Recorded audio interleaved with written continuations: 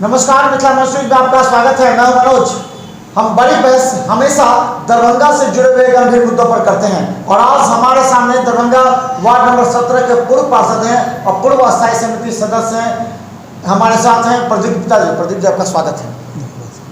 प्रदीप जी, जब भी आपको हम अपने स्टूडियो में लाते हैं चर्चा के लिए तो कुछ लोगों की नींदें हराम हो जाती हैं।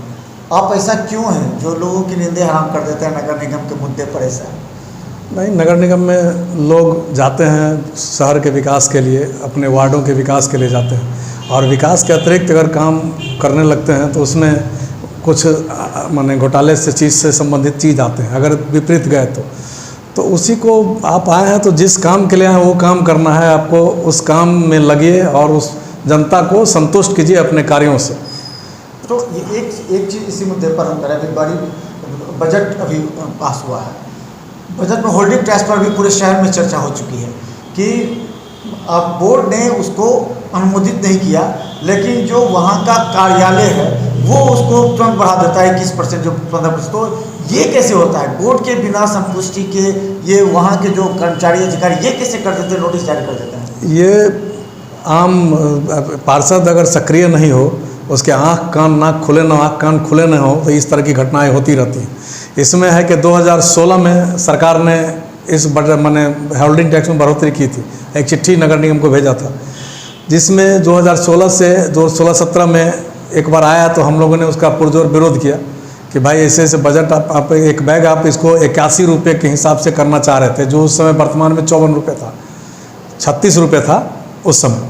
तो 36 रुपये को बाद में वो 16 में 54 रुपये किया गया और उसके बाद उसमें नियम था कि प्रति 5 वर्ष 5% बढ़ाना है। खैर उससे नहीं मतलब है, उसमें बजट में जो प्रावधान आया उसके हिसाब से अगर सरकार ने भेजा तो इसको 16-17, 17-18, 18-19, 19-20 और 20-21 में कर लेना चाहिए था अगर ऐसा है तो। लेकिन हम मानते हैं कि बजट में अन्य स्रोत भी खोजा जाना, सिर्फ होल्डिंग टैक्स पर ही ध्यान नहीं देना चाहिए था।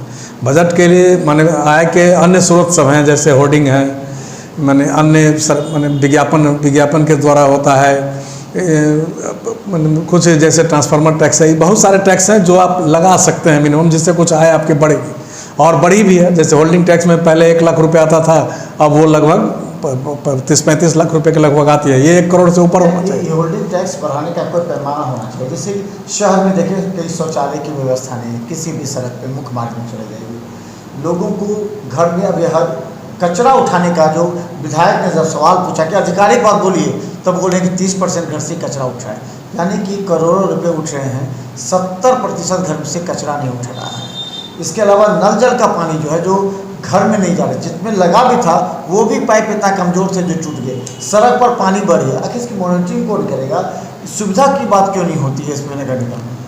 देखिए, सुविधा की बात है, जितनी भी अभी माने 2006 से नल जल पाइपलाइन के द्वारा योजना पास हुई तो उस समय ये योजना 8 करोड़ रुपए की थी। आज ये योजना 60 करोड़ से 65 करोड़ के बीच में हो गई है। ये 6 से लेकर 15 सालों में ये योजना 65 करोड़ हो गई और 65 करोड़ में भी आज भी पानी उपलब्ध नहीं कराया गया किसी भी वार्ड में। शायद एक आध गो वार्ड में पानी गिरता नहीं, तभी तो पुराने जो बने हुए हैं वही अभी चालू है। जो इसको बीच में बंद कर दिया गया था तो हाहाकार मचा, तो फिर उसको चालू कराने का प्रयास किया जा रहा है।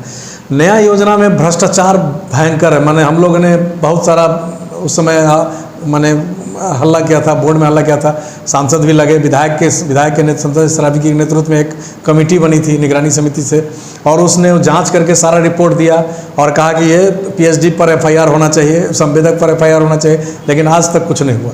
उसके बाद 5 साल और बीत गए, आज तक कुछ नहीं हुआ उस मामले में। अच्छा प्रदीप जी, एक बड़ा सवाल ये है कि कोई भी पार्षद कहते हैं हमने पैसा नहीं कमाया 5 सालों में, कहते हैं कि इसमें कुछ पैसा नहीं, फिर आते क्यों है? क्यों आप लड़ना चाहते हैं? क्यों उसके लिए आप हज़ारों रुपया खर्च करते हैं जीतने के लिए और कहते हैं पैसा नहीं होता है नगर निगम में? दूसरा सवाल ये है कि आखिर पैसा का आमदनी का स्रोत भूमाफिया बन करके आप करते हैं। पूरे दरभंगा शहर में अगर विश्लेषण किया जाए प्रदीप जी, तो हमें लगता है कि 30 से 40% ऐसे पार्षद हैं जो पूरी तरह भूमाफिया का काम करते हैं, जो ज़मीन का खरीद बिक्री, ज़मीन अपने ही वार्ड के कई ऐसे ज़मीन है जो अगर विवादास्पद है तो उनको करते हैं। इसको लेकर बदनामी आ गई है, तो आखिर ये क्या मामला है, क्यों इस तरह का? पार्षद पद हो या विधायक पद हो या ये सब जनप्रतिनिधि जो बनते हैं वो सेवा के लिए बनते हैं और सेवा को मेवा में बदल लेते हैं, तो ये ठीक बात नहीं है। लेकिन इसके लिए आजकल जनता भी बहुत दोषी है कि जनता भी अब मेवा बिना लिए मतदान नहीं करती है, तो जिसके कारण वो मजबूर होता है इस तरह के माने वोट लेने के चलते मजबूर होता है। जैसे आज तो बड़ी बड़ी माने पार्टियां भी अब गिफ्ट देने लगी है, कभी स्कूटर तक, कभी बिजली फ्री तक, ये फ्री, तो उस हिसाब से जीतती है। वही पैटर्न अब नीचे भी आ रहा है।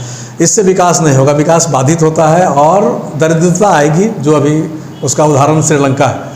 तो इस तरह करके आप सेवा के भाव से आते हैं तो आपको कोई दिक्कत नहीं है, सेवा के भाव से आप सेवा कीजिए और जाइए।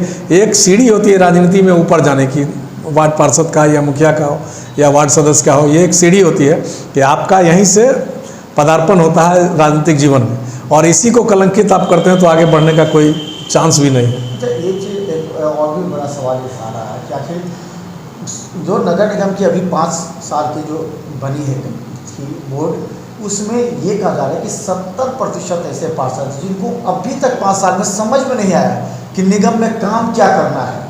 महिलाएं भी हैं उसमें, आखिर पूछना क्या है, जनता का खाली कहते जनता का सेवा करेंगे, लेकिन नगर निगम में किससे किस काम के लिए बात करना होगा ये भी नहीं जानते। इसके कोई मॉनिटरिंग या इसके कोई प्रशिक्षण होता नहीं, इससे विकास ही नहीं बाधा होता बल्कि लोग परेशान हो जाते हैं। नहीं, हम लोग के समय भी यही नौबत थी, लेकिन हम लोगों ने उस पर डिमांड रखा। सबसे लॉ नगर निगम से एक माने एक्ट का कॉपी हम लोगों ने सभी पार्षदों को दिया। नगर निगम के जितने भी पार्षद हैं उन सबको लॉ की कॉपी दी गई। उनका एक बार प्रशिक्षण भी करवाया गया, सरकार के द्वारा भी करवाया जाता है, नगर विकास के द्वारा करवाया जाता है, लेकिन इन 5 सालों में उस पर कोई कार्रवाई नहीं की गई, नगर विकास के द्वारा भी और नगर निगम के द्वारा भी। तो प्रशिक्षण मस्ट है। अब बिना प्रशिक्षण और लॉ बुक पढ़ने के बाद ही आप वार्ड पार्षद का काम कर सकते हैं, क्योंकि इतने अब उसमें माने विषय वस्तुएं आ गई हैं जिसके लिए आपको पढ़ना होगा, एक्ट आपको जानना होगा। हम लोगों ने भी एक्ट पढ़ा है तो उसके हिसाब से काम कर रहे थे उसमें, और अभी भी हमें जानकारी, जैसे मान लिया अभी होल्डिंग टैक्स का ही, तो होल्डिंग टैक्स का बढ़ोतरी तो 16 में हुआ था, 56 रुपये 54 रुपये हो गया था, आज उसको ये लोग 65 रुपये कर दिए हैं। ये कॉमर्शियल है, कॉमर्शियल व्यावसायिक जो बिल्डिंग है इसका रेट है, और उसका और अन्य रेट है 14 रुपये था, जो आज 22 रुपये प्रधान मार्ग है उसका, फिर मुख्य सड़क, हाँ, और अन्य सड़क है। तो इस सड़क का बंटवारा भी गलत है। प्रधान जैसे कोई भी 20 फीट की सड़कें होती है वो मुख्य सड़क में आती हैं, 20 फीट से नीचे जो भी सड़कें होती हैं अन्य सड़क में आती है, और उसके बाद 20 से 40 फीट की जो सड़क होती है, 40 फीट से ऊपर वो प्रधान मुख्य सड़क होती है। 40 फीट तो है नहीं। तो यहाँ कोई सड़क का डिवाइडेशन भी माने वो भी गलत किया गया है, वर्गीकरण, और जिसके आधार पर आप टैक्स लेना है, ठीक है, टैक्स लेना जरूरी है, लेकिन हम ये कह रहे हैं कि जब आपका बजट में आप 20 करोड़ के लाभ का बजट आपने पास किया है तो नगर निगम व्यवसाय करने नहीं आती है, और आप जब 20 करोड़ के लाभ का बजट है तो फिर टैक्स बढ़ाने का औचित्य क्या है? अगर लाभ का बजट ना रहे तो टैक्स, उस घाटा को पूरा करने के लिए टैक्स बढ़ाया जाता है, लेकिन यहाँ तो लाभ का बजट आपने प्रस्तुत किया है, तो लाभ का बजट आपने प्रस्तुत किया है तो टैक्स बढ़ाने का कोई आधार नगर निगम को नहीं है। इसी बात पर हम प्रदीप जी एक जानना चाहते हैं, हमको तो जानकारी नहीं है अभी दरभंगा के मेयर कौन है। धर्मुन्नी देवी हैं, मधुबाला सिन्हा हैं, बैजयंती देवी खेरिया हैं, या नगर विधायक हैं? क्योंकि इस बार जो बजट पास हुआ है नगर विधायक के मॉनिटर की तरह बोलते बच्चे, ये मुन्नी देवी खामोश बैठी रही। कहा जाता है कि मुन्नी देवी उससे पहले बजट पर सभी से राय ली, मधुबाला सिन्हा से राय ली है, फिर बैजयंती देवी खेरिया से राय ली है, फिर नगर विधायक संजय सरावगी से मदद मांगी कि आप कर दीजिए। नगर विधायक बोलते रहे, तो आखिर मेयर कौन है आपकी नज़र में?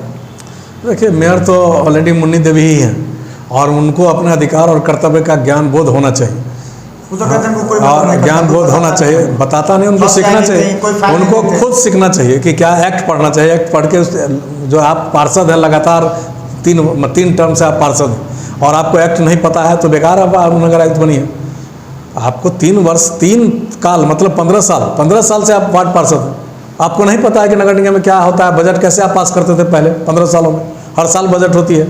तो आपको पहला तो है कि पहले अखबार में विज्ञापन निकलता था, आम आदमी से भी राय ली जाती थी, मेयर को अपना को फिर सुझाव लेना है तो बहुत पुराने पार्षद हो या अन्य लोगों से ला के सुझाव रखे उसमें बजट में जाए, लेकिन इस बार ऐसा कुछ हुआ ही नहीं। ये कार्यालय से बजट बनाया है, एक चार्टर अकाउंटेंट आया है, उसका और उसके कॉपी पेस्ट कर दिया गया है।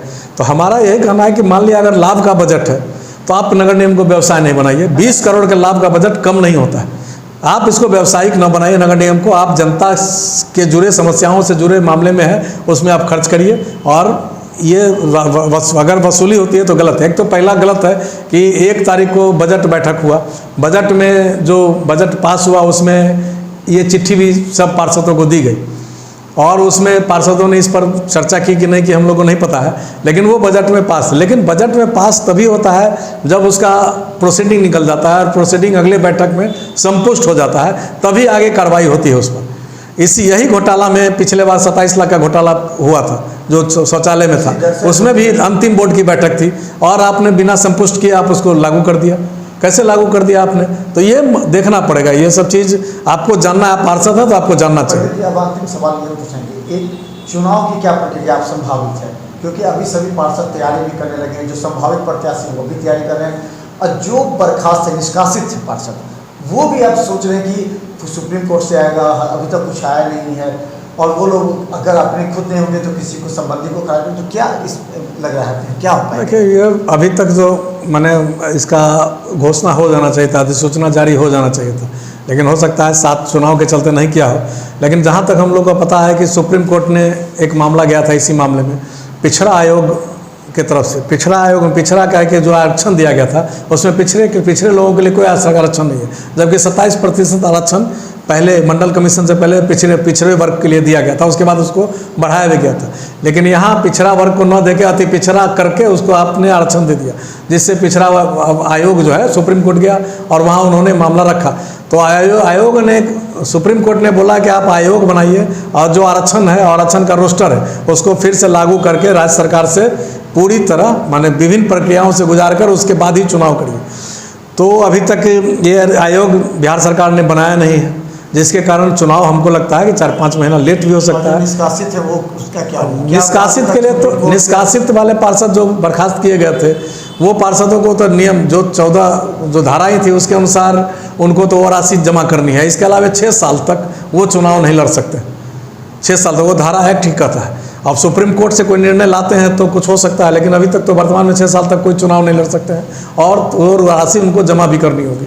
तो हम बता दें लगातार दरभंगा नगर निगम पर हम दरभंगा के जनहित के लिए जो मुद्दे हैं, हमारे रिपोर्टर दरभंगा के प्रत्येक वार्ड में जा रहे हैं और 5 साल में जो जनता की दर्द भरी आवाज़ है वो हम आप तक पहुँचाते हैं, क्योंकि यही मौका है कि पार्षदों को समझिए, सोचिए कि 5 साल उन्होंने क्या किया।